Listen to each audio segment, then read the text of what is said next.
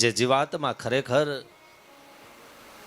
ભગવદ પ્રાપ્તિ માટે જ યાચક બનો હોય એના માટે નિષ્કુળાનંદ સ્વામી કે કથા છે. હરિજનના હિત અર્થે હરિચરિત્ર કહે શું કથી.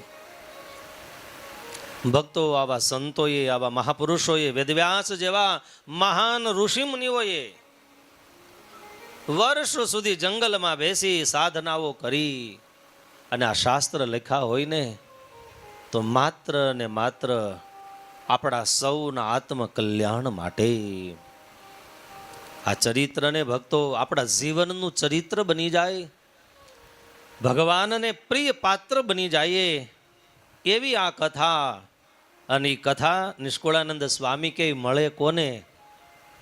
તો તમને પરિચય કરાવું. નિષ્કુળાનંદ સ્વામી લખે છે ભક્તો, એ હળવે પુણ્ય હોય નહીં. સમજાય?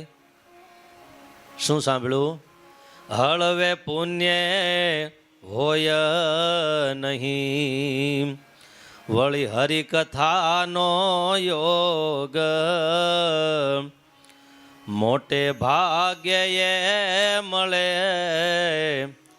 ટાળે મહાભવ રોગ. કેટલાયની લીધેલી ટિકિટો પડી રહી બાબુભાઈ, ખબર છે ને? 3-3 કલાક ટ્રેન લેટ થઈ જાય, ટિકિટો રિઝર્વેશન થાય નહીં. આ હળવે પુણ્ય હોય નહીં, વળી હરિકથાનો યોગ. નિષ્કુળાનંદ સ્વામી કહે જેના ઉપર ભગવાનની કૃપા ન હોય એ રામેશ્વરના પટાંગણ સુધી પહોંચી ન શકે. હો, અને તમે બધા આવ્યા છો ને તો યાદ રાખજો, રામેશ્વર પ્રભુની કૃપા હતી એટલે અહીં સુધી આવ્યા છો.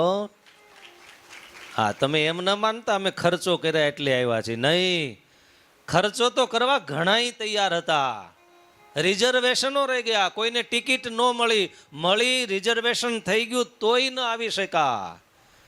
એટલે નિષ્કુળાનંદ સ્વામી કે હળવે પુણ્ય હોય નહીં, વળી હરિકથાનો યોગ.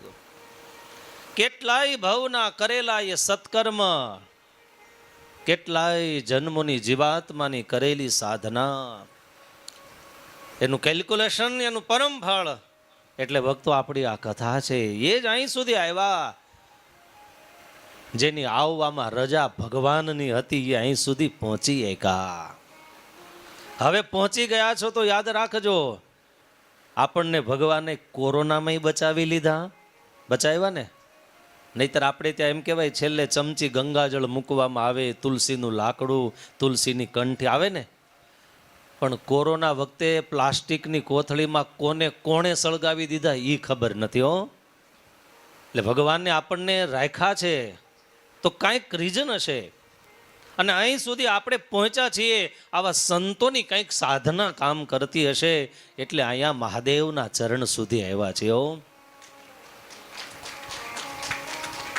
ભક્તો, આવા સંતો આપણને એ બતાવે આ પુણ્ય હતા એટલે કથા મળી ગઈ. પણ કથા મળ્યા પછી આ કથાને જો ખરેખર સાંભળશું, જીવનમાં ઉતારશું તો નિષ્કુળાનંદ સ્વામી કહે છે કે ટાળે ભારે મહાભવ રોગ.